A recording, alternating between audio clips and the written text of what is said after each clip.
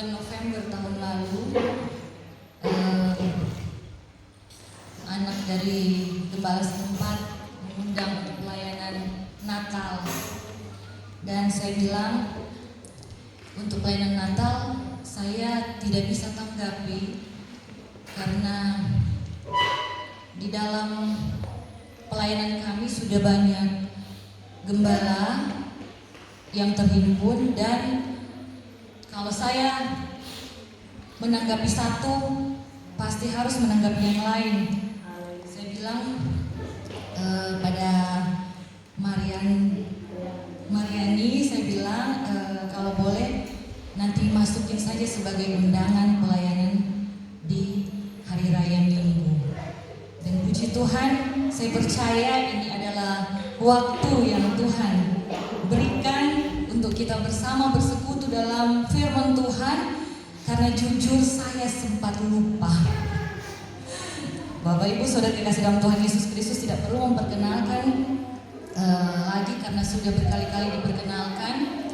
Dan kami datang biasanya bersama dengan suami, tapi karena suami ada tugas sebagai penguji dokter bedah nasional di Malang, dan beliau akan nanti kembali pada besok subuh, jadi tidak bersama dengan kami. Dan saya ada dengan oma, tante-tante saya, dan juga ponakan dan sepupu. Puji Tuhan.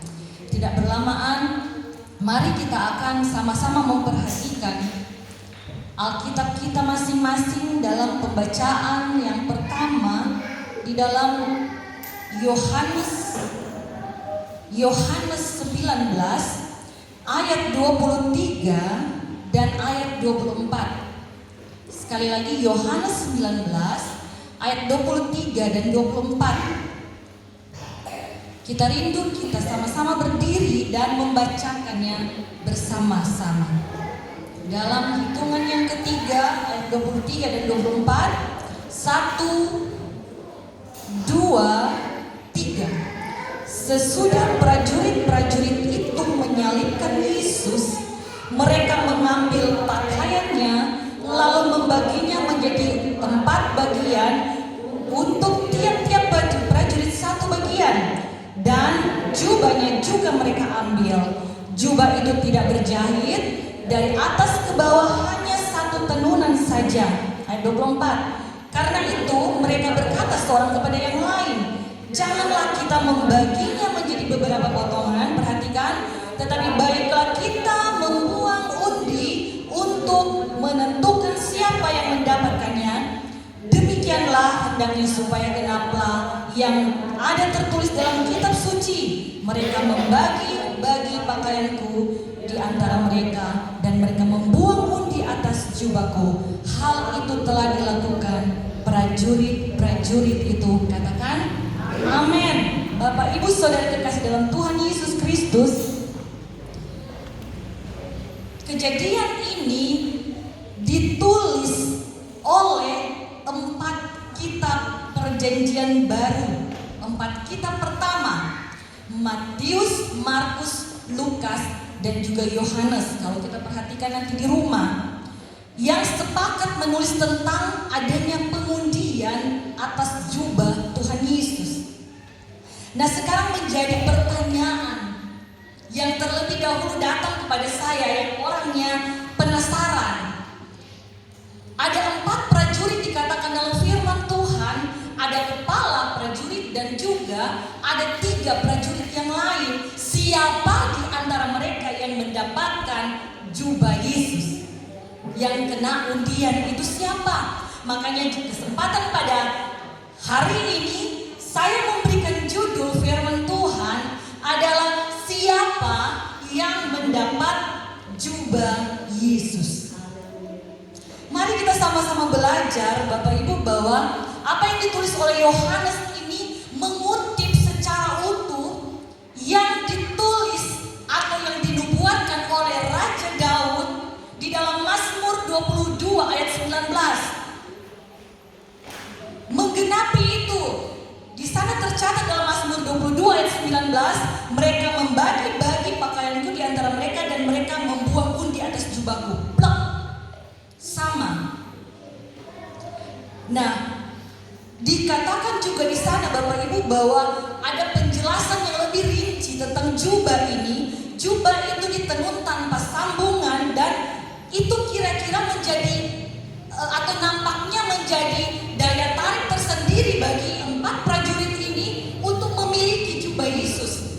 Mereka membagi-bagikan pakaian yang lain dalam potongan-potongan menjadi 4 bagian, tetapi untuk jubah Yesus mereka tidak membagi-bagi karena itu adalah kain tenunan yang utuh, tidak ada jahitan. Nah, mari kita kemudian melihat Bapak Ibu, saya mencoba mencari di mana keberadaan jubah Yesus itu. Dan saya mendapati Bapak Ibu dalam catatan di Google, saya searching di sana ada 10 peninggalan sama Tuhan Yesus yang masih tersimpan sampai saat ini yang dipercaya secara tradisi. Yang pertama ada cawan yang digunakan pada perjamuan yang terakhir, kemudian ada potongan dari salib Yesus, yang kemudian yang ketiga ada pilar di mana Yesus itu Yesus itu diikat ketika dia dicambuk. Pilar itu masih ada. Kemudian ada papan indri yang masih tersimpan. Ada kain kafan Turin. Kemudian tombak yang digunakan prajurit Romawi untuk menombak lambung Yesus. Kemudian ada paku penyalipan dan mahkota duri juga masih ada ternyata hadiah dari para Majus.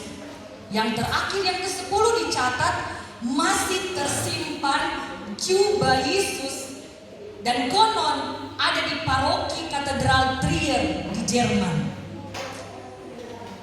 Bapak Ibu Saudara dikasih dalam Tuhan Yesus Kristus, saya semakin dibuat penasaran. Siapa yang mendapat jubah Yesus dalam undian ini? Namun sebelumnya kita kemudian untuk mencari tahu, mari kita melihat kalau jubah itu berpindah dari Yesus, berarti pada saat itu mengidentifikasikan atau menyimpulkan bahwa Tuhan Yesus tidak memakai jubah itu. Dan Tuhan membawa saya kepada 5 hal yang dicatat di dalam Alkitab. Di dalam Lukas 10 ayat 30, Lukas 10 ayat 30 bicara tentang seorang Samaria yang baik hati. Di sana dikatakan jawab Yesus adalah seorang yang turun dari Yerusalem ke Yeriko. Ia jatuh ke tangan penyamun-penyamun yang bukan saja merampoknya, terjemahan yang lain dalam bahasa Inggris maupun terjemahan versi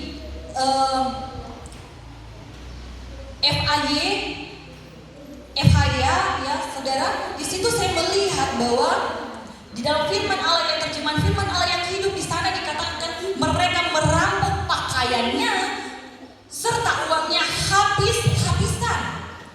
Tetapi mereka juga memukul dan meninggalkan korban itu setelah dirampok.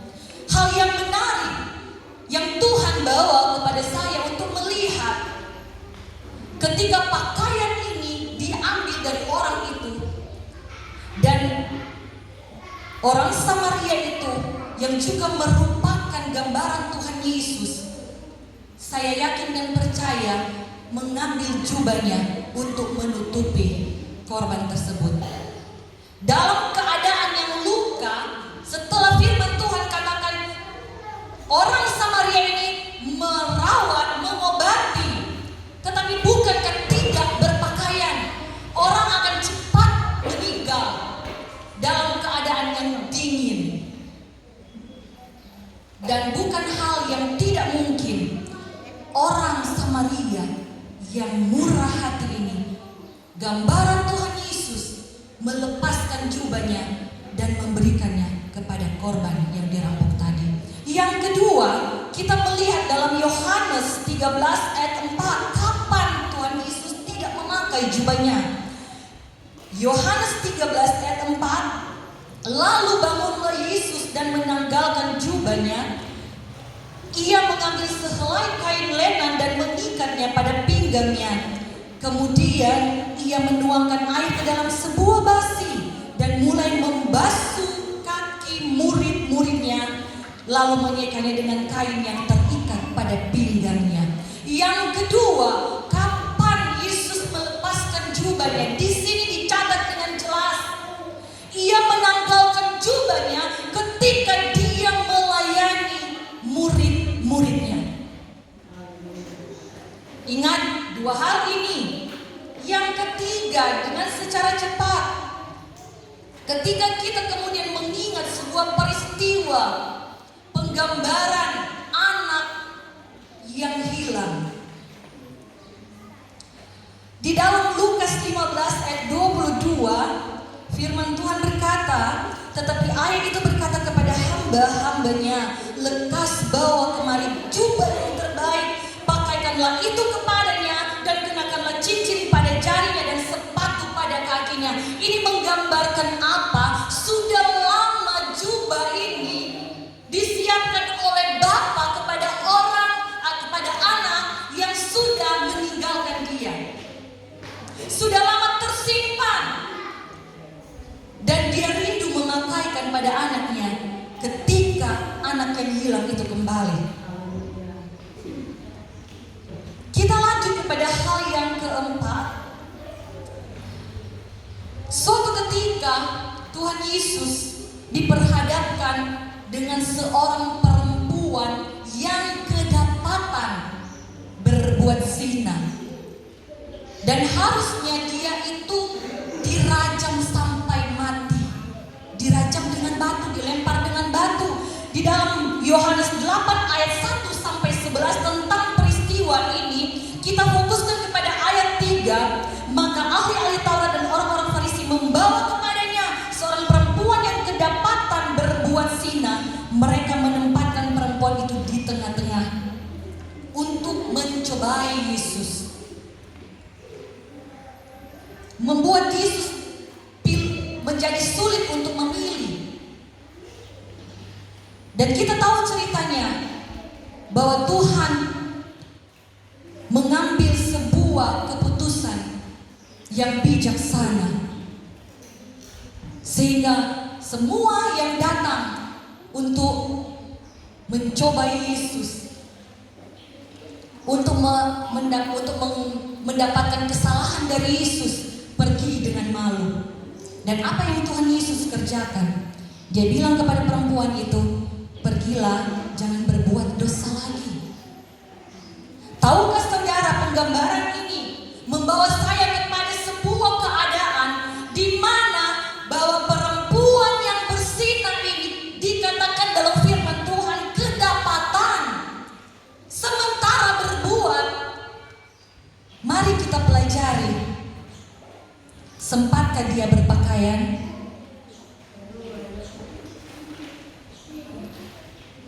Mungkin hanya kain yang menutupi tubuhnya. Tetapi ketika dia dibenarkan oleh Tuhan Yesus, mendapat kasih karunia dari Tuhan Yesus, Tuhan rela memakaikan jubahnya kepada perempuan yang ini. Jangan berbuat lagi. Amin. Haleluya. Puji Tuhan.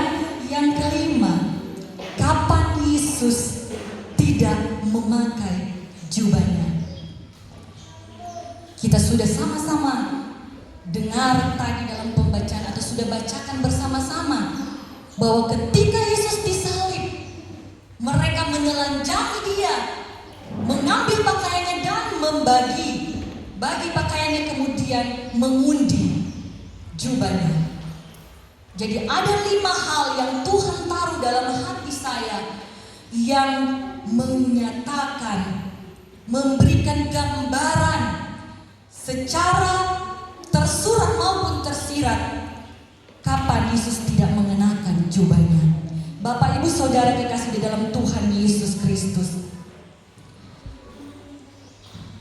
kalau kita melihat tentang kejadian ini, 4 kitab juga dalam perjanjian baru, 4 kitab yang pertama tadi sama-sama sepakat menulis bahwa prajurit-prajurit yang bertugas berjaga di Golgota itu membuang undi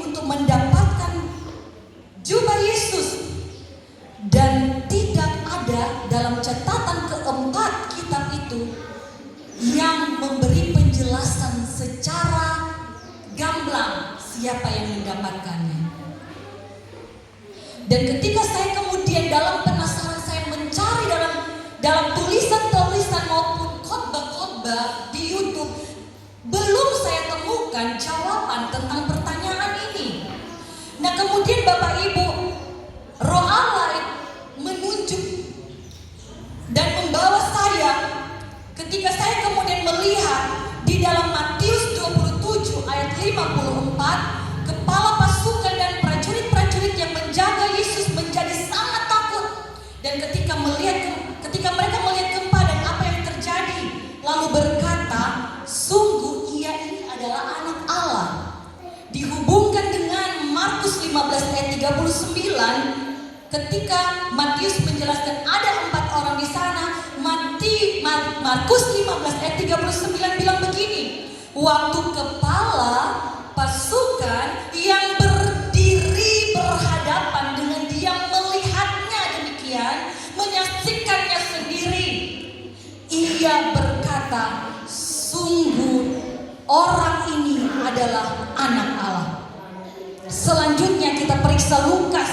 Apa yang dicatat Lukas tentang kejadian ini? Lukas 23 ayat 47. Ketika kepala pasukan melihat apa yang terjadi, perhatikan baik-baik.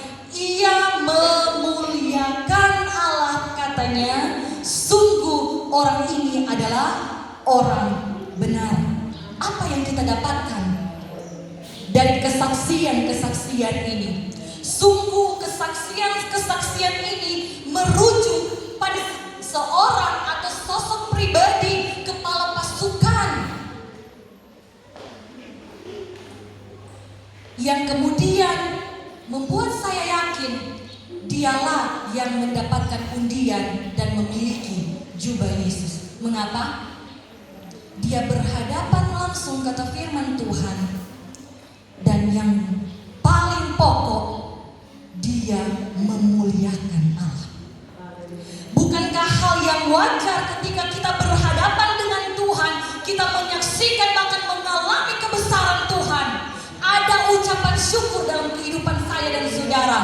Apalagi ketika engkau memiliki sesuatu yang berharga dari Tuhan yang dia percayakan kepada saya dan saudara.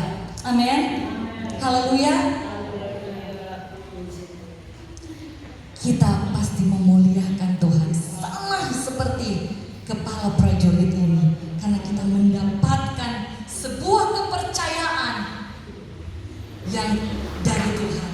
Amin. Haleluya. Puji Tuhan. Bapak Ibu Saudara kekasih dalam Tuhan Yesus Kristus. Jadi kesimpulan ini yang akan kita sama-sama lihat atau sudah kita pelajari, yaitu Yesus tidak memakai jubahnya karena karakternya. Yang pertama, dia murah hati, sehingga Lukas 6 ayat 36 katakan, hendaklah kamu murah hati sama seperti Bapamu adalah murah hati. Amin.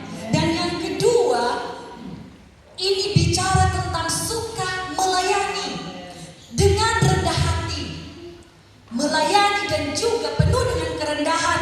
Dalam Yohanes 13 ayat 12, sesudah Yesus membasuh kaki murid-muridnya, dia berkata kepada murid-muridnya, mengertikah kamu apa yang telah kuperbuat kepadamu? Dan ini merujuk kepada Bapak Ibu sebuah teladan yang kita kemudian melihat Bapak Ibu untuk mengerti maksud perbuatan Yesus.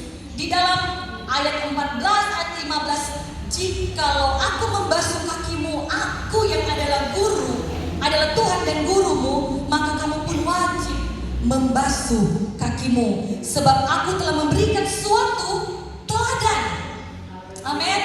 Memberikan teladan kepada kamu untuk berbuat hal yang sama seperti yang telah kuperbuat. Kalau kita referensikan apa perbuatan itu yang Yesus lakukan, itu Lukas 22 ayat 27 mencatat begini, aku ada di tengah-tengahmu sebagai pelayanmu. Haleluya. Puji Tuhan. Haleluya. Bapak Ibu Saudara kekasih dalam Tuhan Yesus Kristus. Dan hal ini dihubungkan ketika Yohanes dan Yakobus kakak beradik ini mau duduk di samping kanan dan samping kirinya Yesus. Dan Tuhan Yesus bicara dalam Matius 23 ayat 11, barang siapa terbesar di antara kamu, hendaklah ia menjadi pelayanmu. Dan di dalam Matius 18 ayat 4, sedangkan barang siapa merendahkan diri dan menjadi seperti anak kecil ini, dialah yang terbesar dalam kerajaan sorga. Yesus membandingkan dirinya dengan penguasa-penguasa pada saat itu yang dihormati karena kekuasaannya. Dia dihormati sebagai guru dan sebagai Tuhan. Dalam penghormatan itu dia mau merendahkan diri melayani. Dan itulah yang terbesar dalam kerajaan Allah. Amin. Haleluya. Puji Tuhan. Yang ketiga kita melihat dalam konteks anak yang hilang, itu bicara tentang apa? Karakter Yesus menerima dan mengampuni. Sebab dalam Ibrani 8 ayat 12, sebab aku akan menaruh belas kasihan terhadap kesalahan mereka dan tidak lagi mengingat dosa-dosa mereka. Yang keempat, kita masih lihat yang keempat. Ketika kita melihat tadi tentang kisah seorang wanita perempuan yang bersinah, 2 Tawarik 7 ayat 14, dan umatku yang atasnya namaku disebut merendahkan diri, berdoa dan mencari wajahku, lalu berbalik dari jalan-jalannya yang jahat, maka aku akan mendengarkan dari sorga dan mengampuni dosa mereka serta memulihkan negeri mereka. Bicara tentang karakter Yesus yang tidak menghakimi tetapi memberikan kesempatan orang itu kedua kali untuk bertobat datang kepada Yesus. Bapak Ibu Saudara yang kekasih dalam Tuhan Yesus Kristus. Dan yang kelima, karakter Yesus adalah karakter yang suka memuliakan Allah. Bahkan dia mengajarkan kita bagaimana berdoa, Bapa kami yang di surga, dikuduskanlah namamu, datanglah kerajaanmu, jadilah kehendakmu. Dan yang ketika kita melihat di dalam doa, di dalam kata-kata yang terakhir, karena engkaulah yang mempunyai kerajaan dan kuasa dan kemuliaan. Amin. Haleluya, puji Tuhan. Bapak Ibu Saudara dikasih dalam Tuhan Yesus Kristus. Karakter Yesus mulia. Karakter Tuhan mulia seperti yang ditegaskan Paulus dalam suratnya kepada jemaat Efesus.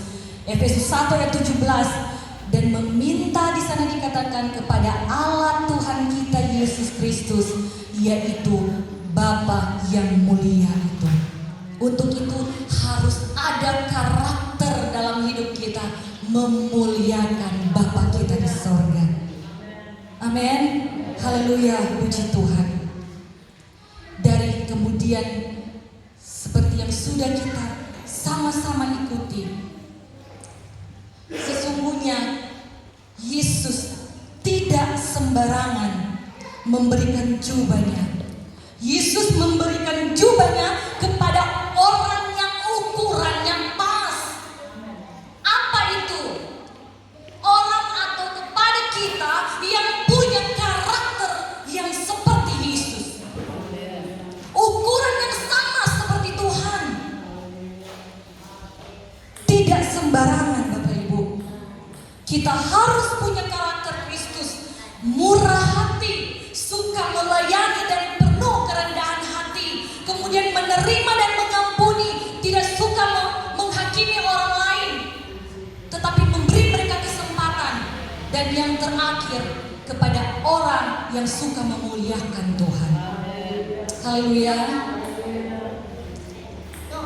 Mau ikut karakter Tuhan? Haleluya.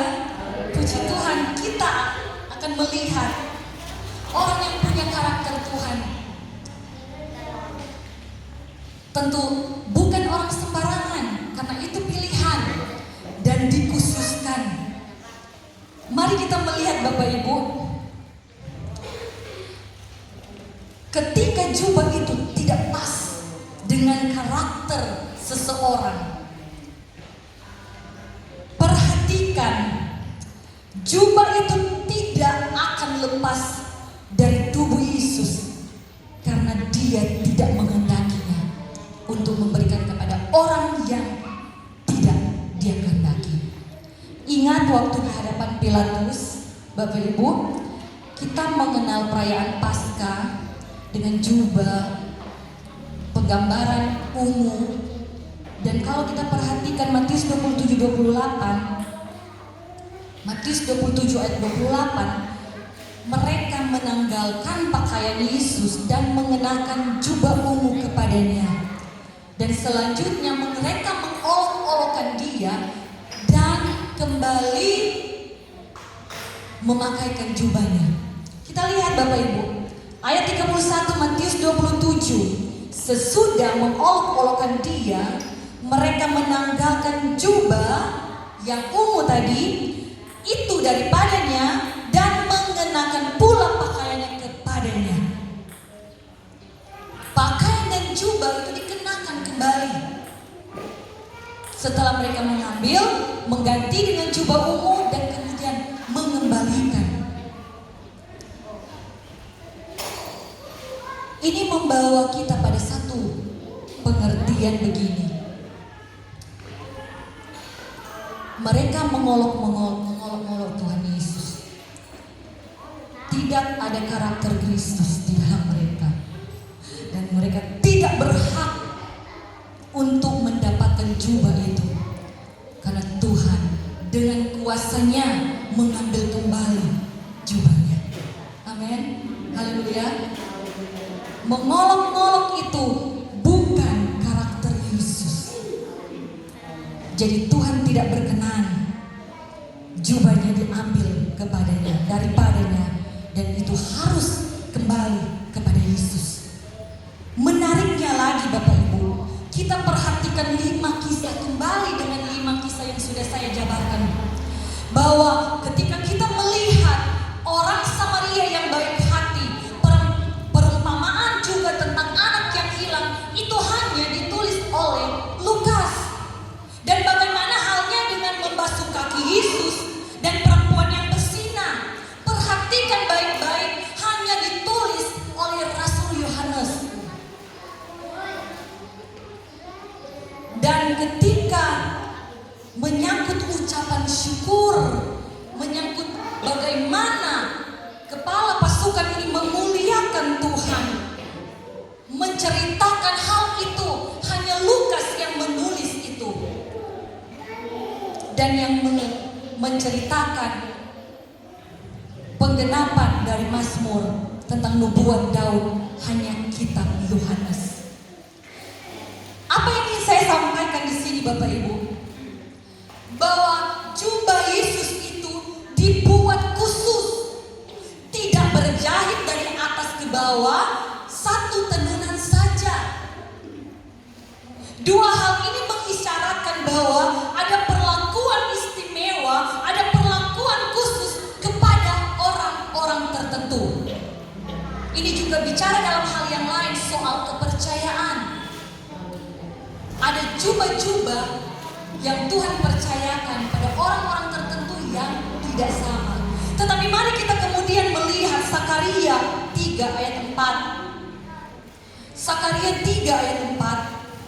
Saya bacakan bagi kita semua yang memberikan perintah kepada orang-orang yang melayaninya, tanggalkanlah pakaian yang kotor itu daripadamu.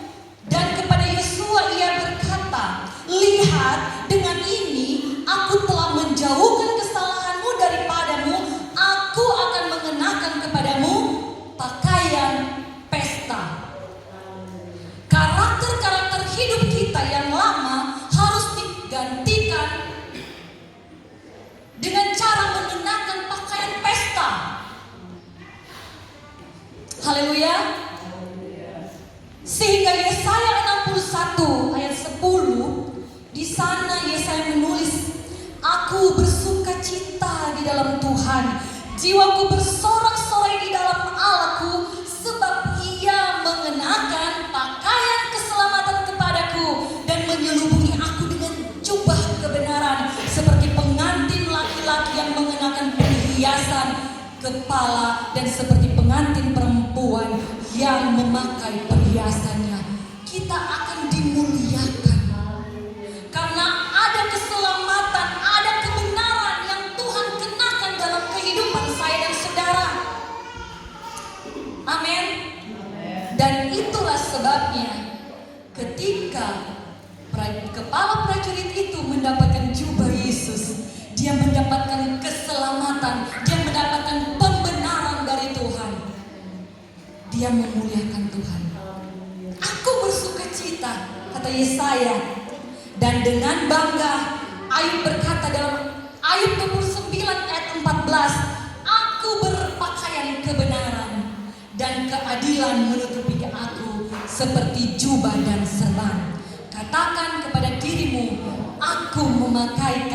aku berpakaian kebenaran dan keadilan menutupi aku. Amin. Haleluya. Dan ini bicara apa sebenarnya? Sudah disampaikan oleh hamba Tuhan tadi.